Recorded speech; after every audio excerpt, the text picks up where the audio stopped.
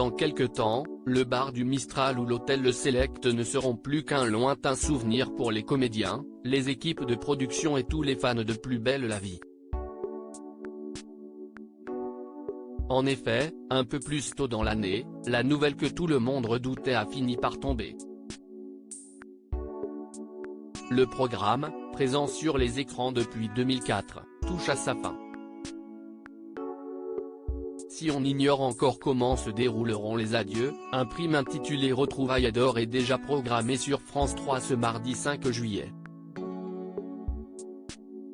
D'anciens personnages, partis depuis des années, feront leur retour et retrouveront ainsi les anciens toujours présents dans le scénario, dont Thomas Marcy, incarné par le comédien Laurent Kéruzoré. L'histoire du personnage de Thomas a été rythmée par des moments de joie et d'autres un peu moins réjouissants. À l'image du comédien dont le parcours de vie a lui aussi été semé d'embûches.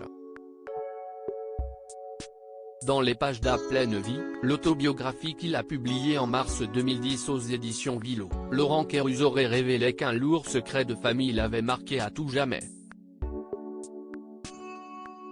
Laurent Kéruzoré a été adopté, démarche qu'il voulait aussi entreprendre pour devenir papa. En grandissant, l'enfant qu'il était a voulu connaître l'identité de sa mère biologique. Des recherches qui l'ont conduit à ce qu'il n'aurait sans doute jamais voulu savoir, ma mère faisait le trottoir. Et d'autres trucs sordides.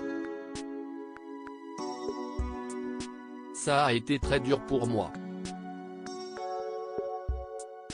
Il m'a fallu du temps pour assumer, avait-il indiqué. Le passé de sa maman n'est pas la seule chose atroce qui a émergé de ses recherches, je suis issu d'un viol. Ma mère, prostituée, a été abusée par son demi-frère, avait-il aussi confié. Son expérience d'enfant adopté avait permis à de nombreuses personnes de s'identifier et de se sentir moins seules. Laurent Kéruzoré en avait toutefois profité pour faire une mise en garde concernant la recherche de vérité. Je reçois beaucoup de lettres de gamins qui ont été adoptés comme moi et qui recherchent leurs parents biologiques. Je veux les prévenir, tout n'est pas bon à savoir. Parfois, s'inventer une première vie, ce n'est pas si mal. En savoir un peu plus sur la vie de sa maman biologique n'a pas empêché Laurent Kéruzoré de s'épanouir dans la sienne.